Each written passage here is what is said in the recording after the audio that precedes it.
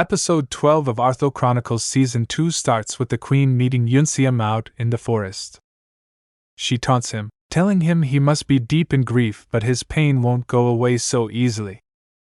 She gives the troops 2 days to leave and retreat back to the castle. Without siege weapons and with winter coming in, Arthdal are more than prepared to wait this out. The Queen is confident that they can withstand anything he throws at them. If only they had a giant meteorite to roll into the city, eh? Naturally, neither of them come to an agreement, and they're left at a stalemate.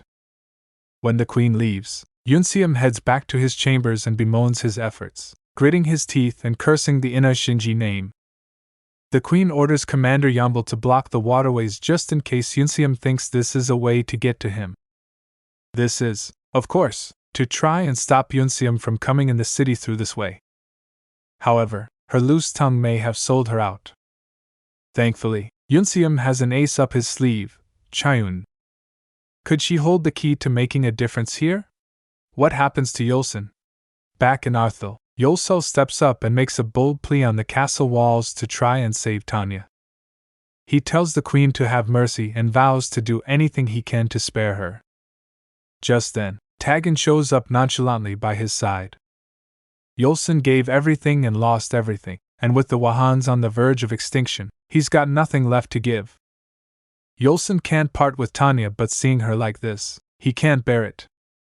When Tagan holds out his hand, he promises trust and for him to be with his daughter.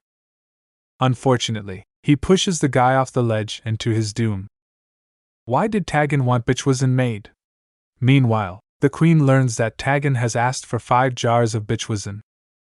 She's shocked and shows up to see Tagan, who's with Prince Iraq. The latter is dismissed, and Tilha is wary when offered a drink. Tagan, though, is staring at a defeat given the White Mountain tribe aren't coming. Their supply lines have been cut off and it's only a matter of time before everything falls apart. Tagan clearly intends to drop the Bichwazen into the river in a desperate bid to destroy the Asa clan. Or does he? Just then, Tagan reveals his awful plan. He intends to release the poison into the wells of Arthdal. Essentially, he's going to destroy Arthdal and burn it to the ground to make sure it's completely uninhabitable, so everyone can disappear together. The Queen brandishes a knife, but she hesitates.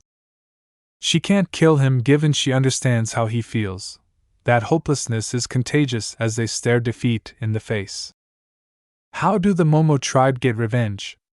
Elsewhere, the attack starts. The Momo tribe are out for revenge, with Karika fronting the strike force. She's here to avenge her brother's death, but there's a problem. Remember the waterway from earlier? It's completely lined with oil, with the soldiers all ready to attack. They burn the narrow gorge and begin pinging arrows in their direction. The thing is, they're not alone. Numbayal is flanked by a few Neanthal, who show up and turn the tables. They use their superhuman strength and speed to easily thwart all the arrows and lash out at a crazy speed. They destroy the barriers, and everyone rushes into Arthdal to attack. They open the gate, and Yunseom fronts the rest of the troops as they march inside the gates of Arthdal. With the Ago army breaking in, Tagan speaks to the Queen and points out that he has a plan. He intends to take out Yunseom and Tanya with him in an act of suicide to destroy everything. This is apparently his last gift to her in Iraq. He wants her to take over. What happens during the fighting? While fighting erupts in the street, Numbayal and the Neanthal march into the palace. They're desperate to find Tagan, but Numbayal is reminded that she is not to be consumed by hatred, given that's now how their tribe operate. Numbayal gets a glance of herself in the mirror and lowers her hands from harming an innocent maid. While this is going on, Mumti shows up at the top of the castle walls and looks set to undo the binds holding Tanya. He's made his decision now and is back on the good guy's side.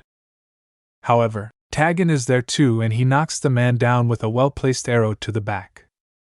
What is Tagan's final gambit? Yambal is hit with an arrow too, but he tells Jatoha to follow the king's plan given Arthdal is on the brink of annihilation. The messenger relays a message over to the rest of the troops, confirming that the high priest and the king are in the great shrine. In order to save Tanya, Yunseom is to go there alone. Yunseum shows up and sees his old friend hurt and bleeding out. Arthdal, it's not Yunseum. It turns out this is actually Saya, and he decides to head over there himself. It's not Saya who shows up there first, but actually Yang Cha. He brandishes his sword, but naturally he's no match for Tagan and is slain. After the fight, Tagan takes Tanya out to the well where he shows the bitchwazin he has in the water and how he intends to poison the entirety of Arthdal. Tanya pleads with Tagan to stop, encouraging him to think of something better and to stop his plan to ravage and destroy the land. This obviously falls on deaf ears, until Tagan gives an ultimatum. All of this is between her, Yunseum, and Tagan. If they all die, then it'll save Arthdal. What happens at the shrine? At the Great Shrine, Yunseum shows up. He demands Tanya be freed, but Tagan throws over a knife, telling him that he needs to die in order to save her life. However, Yunseum has a trick up his sleeve. First of all, this is actually Saya and not Yunseum. Secondly, he brandishes a sack, which he opens up to reveal an unconscious Arak. Saya promises that he'll wake up before the sun sets, but only if Tagan releases Tanya. With everything hanging in the balance, Tagan begins ringing some bells. Anyone else getting serious alchemy of souls flashes here? Thankfully, it's no mind control powers like in that series, but it is a symbol to those outside the Great Shrine. It's the ringing of surrender. How does Tagan meet his demise? Tagan resigns and allows Tanya to leave. When he does, Tagan plunges a sword into Saya's chest. Interestingly, he stops when he notices the reflection in Saya's mirror amulet, and the words of Asa Sakin ring through. Remember, she said that Tagan's death will come when he sees the reflection of death? And just like that, Yunseum comes flying up from behind, flinging his sword and desperate to kill Tagan. The two square off and fight, with Yunseum eventually getting the killing blow in, slashing the king across the throat. With Tagan defeated, Tanya flings herself at the bitchwhistle jars and tries to stop the waterways from opening. Tanya realizes that she needs to sacrifice herself to save Arthdal, and she throws herself into the water, tying up the waterway to make sure it can't open again. With Saya carried out from the shrine in critical condition, Tagan is left to bleed out, with sword all round. He tells Yunseum that they both lost and taunts him over the bitchwazin. Tanya stumbles back into the temple, where Tagan tells her that she's saved Arthdal by sacrificing herself. When the queen shows up, she stabs Tagan in the back while embracing him, ending the king's reign for good. Finally, do the queen and Arak get away? The queen, with a jar of antidote to bitchwazin, offers a solution to the others. She wants to take Arak and leave, and in exchange she'll hand it over. If they refuse, she'll pour it away. The situation is precarious, but Yunseum decides to accept it in the name of Ina Shinji. As for Yunseum, he greets the villagers and tells them all that Tagan is dead, properly, and he intends to liberate them all. However, the people turn against him and begin chanting for his demise. That OS, until Tanya's voice echoes through the air. She tells them all to abandon their fear and embrace the future. How do the people accept Yunseum as their king? Tanya comes out and gives a rousing speech, but there's still the situation surrounding Araman, which Chojuha is quick to point out. There's obviously a lot of distrust here, and the only solution is to prove his worth. And just like that, Yunseum brandishes the sword or Araman and holds it up before them all.